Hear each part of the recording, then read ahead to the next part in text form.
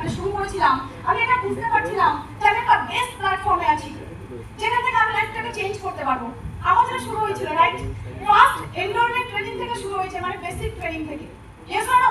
আমাদেরকে ওখানে স্বপ্ন দেখানো হয়, স্বপ্ন আস্তে আস্তে করে আগে বাড়তে হবে, নিজের লাইফটাকে চেঞ্জেস করতে হবে। তুমি বেস্ট প্ল্যাটফর্মে আছো, যেখান থেকে তুমি তোমার লাইফের স্বপ্নগুলোকে পূরণ করতে পারবে। Yes or no? লাইফ তোমার, স্বপ্ন তোমার, বাবা তোমার, তোমাকেই পূরণ করতে হবে। এটা আমাদেরকে শেখানো হয়। Yes or no? আর এই স্বপ্নগুলো নিয়ে যখন আমি আস্তে আস্তে করে এগিয়ে আসছিলাম, তখনও প্রবলেম শুরু হয়। কেন? কারণ ফার্স্ট টাইম তো আমি আমার হাজবেন্ডকে কিছু জানাইনি যে আমি সিস্টেমে চলে এসেছি।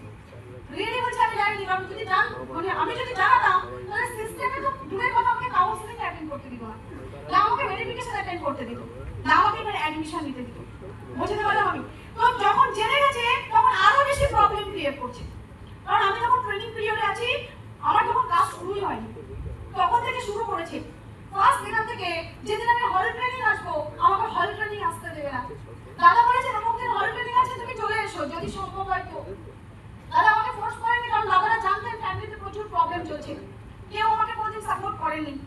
দাদারা বলেছিলেন যদি সম্ভব হয় তাহলে তুমি চলে এসো, কিন্তু একটা জিনিস বলেছিলেন, সেটা কি, লাইফটাকে ডেভেলপ করতে চাও, চেঞ্জেস করতে চাও, সাকসেস হতে চাও, তাহলে চলে এসো, আমরা আছি তোমার সঙ্গে।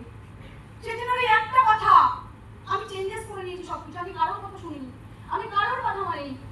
সেদিন কি যখন আমি ড্রেস পরেছি, রেডি হয়ে গেছিলাম, সেই ড্রেস পরা অবস্থাটা পুরো ড্রেসটাকে ছিঁড়ে দেওয়া হয়েছিল, আমাকে হল ট্রেনিং আসতে দেবে না বলে।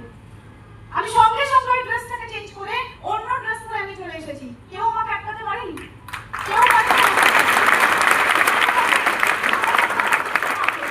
যদি তোমার মধ্যে জেদ থাকে, তুমি আমাকে যেতে দেবে না, আমার মধ্যেও জেদ আছে, আমি আসবো। কে আটকাবে আমাকে?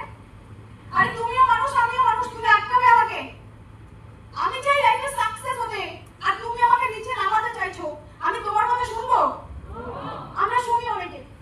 বাবা বলেছে, মা বলেছে, মা তো আমার ভালোই চায়, বাবা তো আমার ভালোই চায়। হ্যাঁ আমি জানি তো, বাবা মা কোনোদিন খারাপ চান না, কিন্তু একটা জিনিস জানবে, বাবা মা কোন সময়ের চিন্তা ভাবনায় নিয়ে বসে আছে সেটা তোমাকে বুঝতে হবে।